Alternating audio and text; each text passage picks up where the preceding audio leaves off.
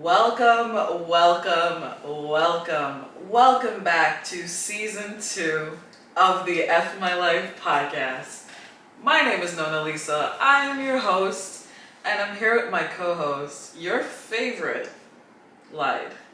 Hi guys, welcome back to season 2. How are you feeling? We're doing this a second time because the first time sucked. Yeah, we're doing it again because the first time sucked. But you know what the Lord said? Forgive and try again. And try again, right? Persevere. That's why we're here. That's why we're here today. If you keep failing, just keep failing. Don't give up, just keep failing. Just fail until you fail again. Fail until something changes. Yeah, basically. That's kind of how we live our lives. They never taught you that in school. They never taught you. You know what? They don't teach you a lot of things in school. We had to learn this on our own. Why didn't I learn about tax in school? That's what I'm saying. Taxes. If I knew I had to pay the government a portion of my check, I wouldn't even be in school. That's what I'm saying. To get a job, to pay the government. That's what I'm saying. The system is backwards. We're very excited about season 2. We're gonna be doing things a little differently, but it's gonna be a lot of fun. Lide has worked on his jokes, and Lide has a lot of stories. They're even drier this time. Lide has a lot of stories for you. I got a hot story for y'all next episode, right? Next episode, I believe. But today, if you're listening on the day that this is posted, it's June 1st, and it's the beginning of LGBTQ plus Awareness Month. IA or AI, whatever. X, add whatever you want at the end. GBQPTTT. Whatever you are, baby, we accept you, okay? Happy whatever Pride. Whatever it is, grab it, come have a seat. And come through, be proud, you be happy. Sleep with whoever you want to sleep with. Be whoever you want to be. Wear whatever you want to do. Maybe you want to be a butterfly? You go be a butterfly. You want to be a countertop? You want to be a kitchen appliance? You go be that, babes. We accept you. Samson in this bitch. This is... Speaking about that, we actually, for those of you looking at the video live, the video recording on Nona's YouTube channel, we did decide to change the setting up a little bit. Now we're in my kitchen, and as you could probably see, two of the things I have to eat, which is granola and Cinnamon Toast Crunch. So if y'all want to keep me fed and keep this podcast going, please subscribe and listen to it every week. Like and subscribe. We need it. It's kind of a desert out here. Yeah, but, we're barely keeping the lights on at this point. So please, y'all, tell your brother. We're down to 1 meal per day. Tell your brother, your sister, whoever to listen to the podcast. Right. So in honor of LGBTQ plus A, B, C, D, E, F, G, I wanted to talk about your coming out story because if y'all don't know, Lide is very... Lide was straight once before. No, Lide, however, he's very homosexual now. Lide, so wait, I'm a homo. When did you know that you were gay? I think I was a very young lad growing up in the countryside. No, so what happened is my brother, I didn't like my brother, stop it. My brother had a friend who used to come over and play video games, right? I remember his name was Aaron or whatever, he had green eyes, I think. Aaron, if you're listening to this. His dad was a butcher. Shout out to you, Aaron. Aaron, baby, you all started this shit. All my exes gonna be jealous of you. Call Lide when you get a chance. Aaron, I'm gonna come find you, baby boy. He probably got 2 kids and, I don't know, he's probably drunk and fat somewhere. Anyway, so he used to come over to our house and play video games with my brother. And then I used to see him, right? I was like 8 or 9, maybe 7. God knows. God forbid I was 6. But anyway, somewhere in the preteens. And he used to come over and I remember seeing him like, oh my God, my penis used to get hard, right? So I told my sister, I went to my sister, and I don't know why why did anyone need to, this is my problem, I talk a lot. So I went to my sister and I'm like, hey, X. No, not that her gender was X, but I call my sister X. My thing gets hard when I see this guy. Me trying to, come to terms with whatever is happening to me at the time. And then she just thought it was really funny. So she went back, she told my entire family, and they all started laughing at me. Little did they know. Little did they know. So that's kind of how I knew. And then in high school, I tried dating a girl. Use that term loosely. Use that term loosely. She was a girl. I mean, she on her birth certificate she was a girl, but she looked like a boy. But maybe that's why. That's anyway, why. That's definitely why. And then that didn't work out, and she forced me to be even more gay. So thank you to her. You know yourself. Shout out to you, girl. Shout out to you. Love you. You made like totally accept Who I true truly sexuality. am. Look, these people, they don't even know the impact that they have on me.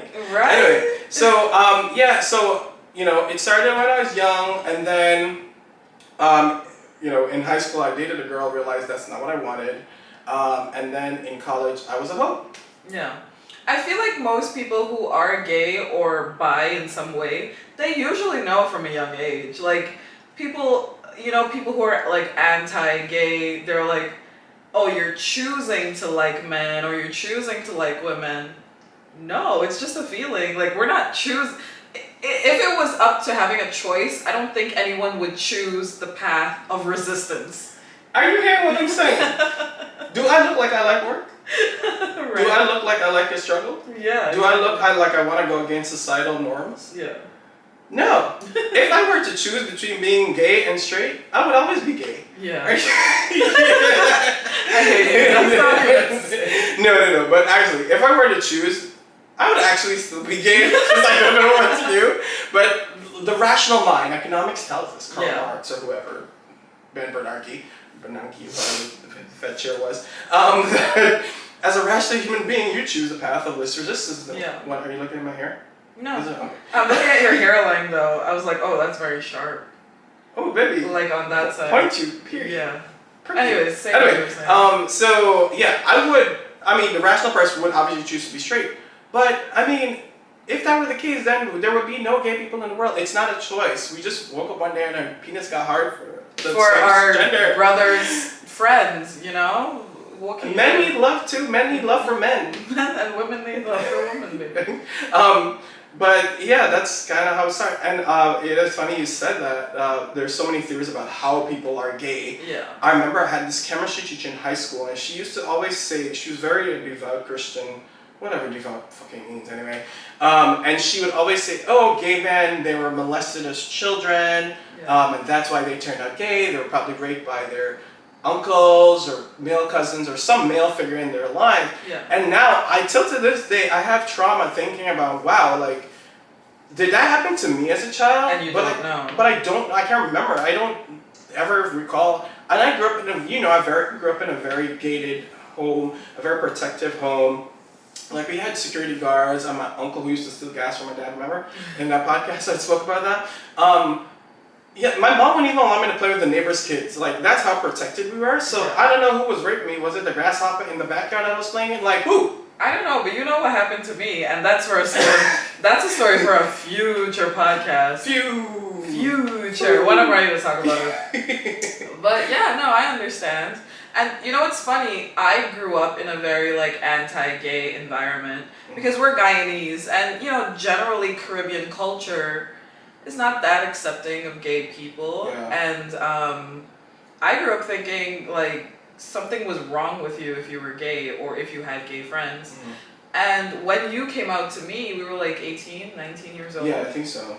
I remember thinking whatever I was taught growing up, it all went away because I loved you as a friend, and I'm like, I don't care about any of this stuff. You're still lied to me. So if you think somebody's gay, I thought it would be like a sigh of relief to you, but like, oh, thank God, I thought this nigga liked me. Oh no, but I had a feeling that you were because you never talked about girls, and guys are always talking about girls. So I'm like, yeah, that's so weird, isn't it? Like, yeah. why don't I like vagina? It's just like. It's so weird. Like, I'm trying to like it in my mind, but I can't. in your spirit. In my spirit, I'm like trying to tap into my inner vagina, and I can't. Yeah. It just looked like the same way I feel about like your shoulder. Yeah. The same way I feel about a vagina. Like, yeah. okay. Yeah, exactly. There.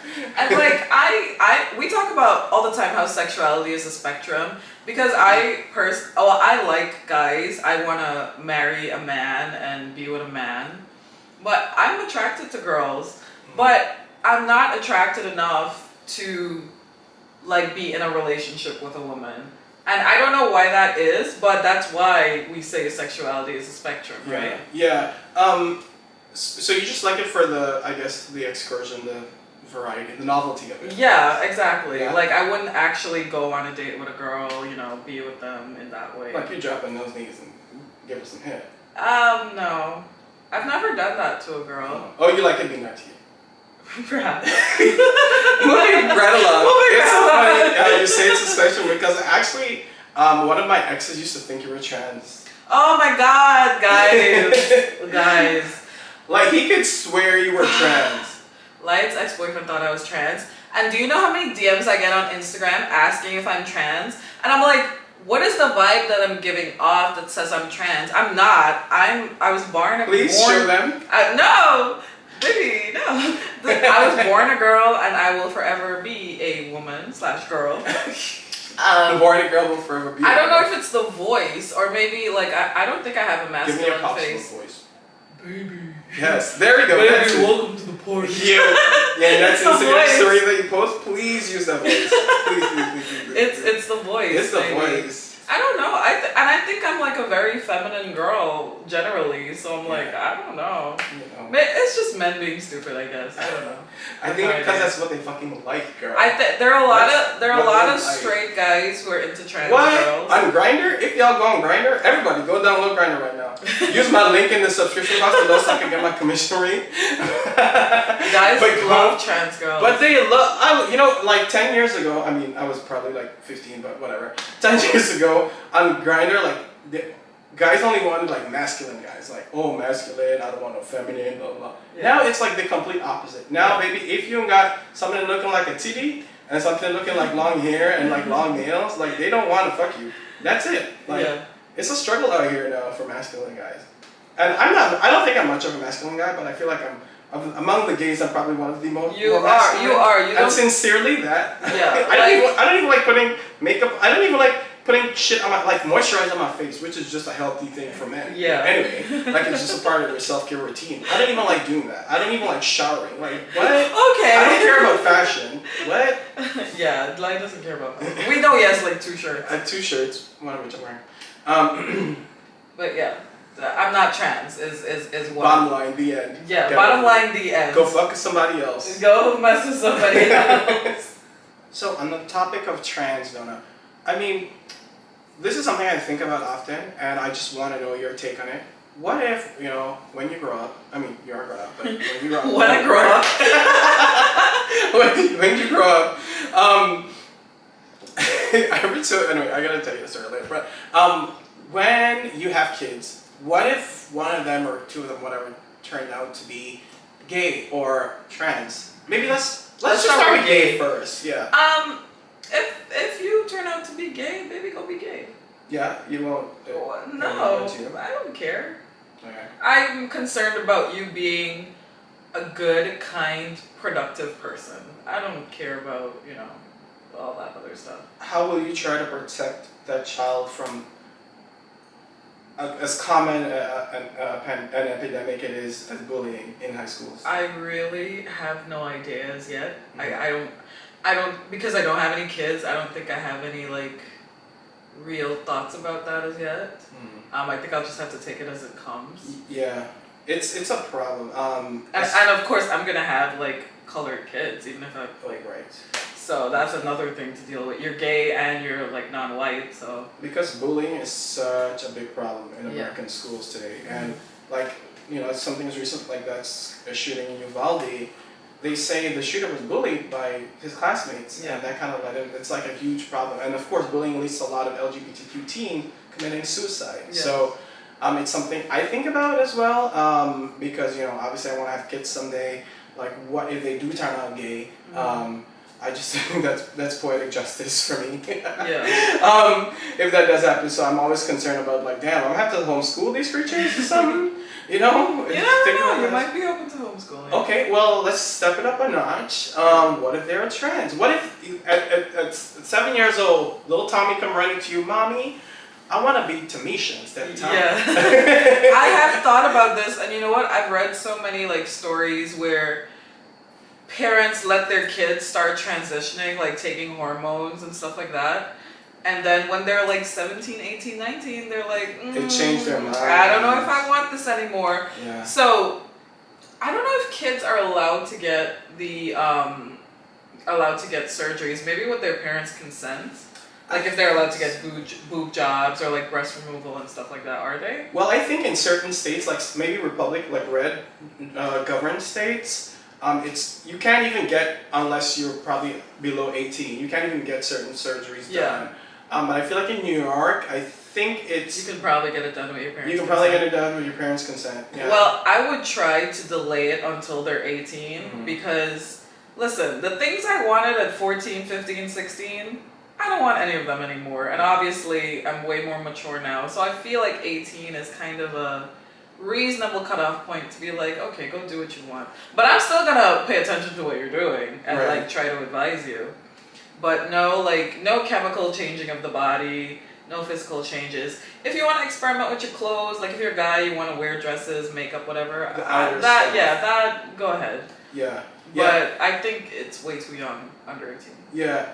I think the counter argument to that is that it's probably better to start the hormone treatment when they're young. So by the time they get to an older age, but like, I know it's complicated. You're a child. So it's tough. You're a child, so no. Yeah. I still wouldn't let them. You still wouldn't let. Yeah, I feel the same way. Like I feel like a young child, like you probably shouldn't have. I'm not, kids these days are pretty mature for their age, I would say, but we can't say that for every kid that comes that we give birth to, whatever, or rare. We kind of have to wait till they become an adult themselves and they can make the decisions when they have a firm head on their shoulders. But wait, you didn't even tell us about your coming out story. I didn't? To your family. Oh, to my family. Oh, okay, yeah. Because I came out to you. Wait, how did I come out to you again? Was it through text? I think we were sitting at Dunkin' and you just told me. Oh, really? Yeah. Oh, I forget. Oh, well. Okay, set the scene. Sicily, 1994. Wearing my bikini on the river of Jordan. So here's the thing, right? I feel like my coming out story wasn't like a one-shot, like a one-time event. It was a series of, it was like a journey with me and my family, I would say. They meet me halfway, I met them halfway, we've kind of figured it out together, and then it was never a, hey mom, dad, let me sit down and tell you something. It was like, okay, so growing up, I never really talked about girls, besides the one girl boy I was dating in high school.